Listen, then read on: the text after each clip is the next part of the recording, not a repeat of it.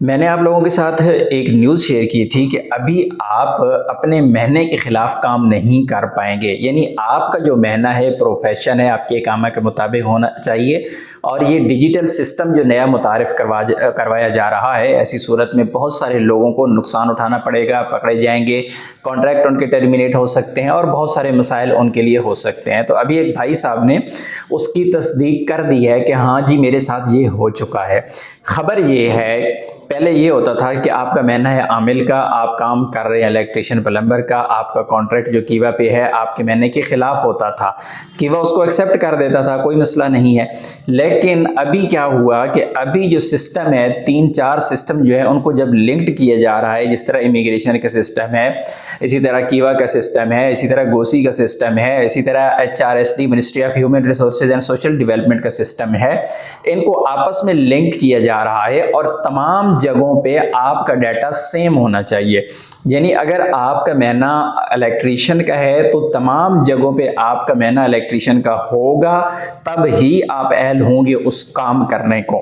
پہلے یہ ہوتا تھا کہ آپ کے اقامہ پہ مہینہ عامل کا لکھا ہوا ہے، آپ کا کیوا میں کانٹریکٹ جو ہے وہ الیکٹریشین کا ہو چکا ہے، تو اس حوالے سے ابھی جو لیٹسٹ انفارمیشن ہے، ایک سسٹم کو یکجا کیا جا رہا ہے۔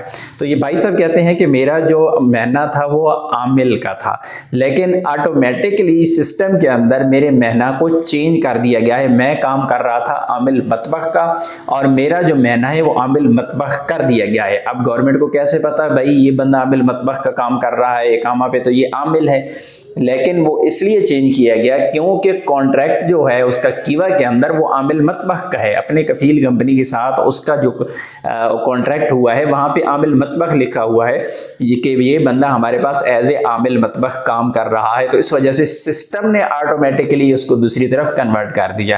یہ تو ہوئی بہت اچھی بات کہ ایک بندے کا مہینہ جو ہے بغیر فیس کے، بغیر جھنجھٹ کے آٹومیٹکلی چینج ہو گیا۔ لیکن آنے والے وقت میں آپ کو ایسے افراد بھی نظر آئیں گے جو یہ کہیں گے کہ میرا جو کانٹریکٹ ہے وہ ٹرمینیٹ ہو گیا ہے، میرا سسٹم میں اقامہ رینیو نہیں ہو رہا، میرا حروب لگ چکا ہے۔ وہ لوگ پریشان ہوں گے، کفیل کمپنی کہیں گے ہم نے کچھ بھی نہیں کیا۔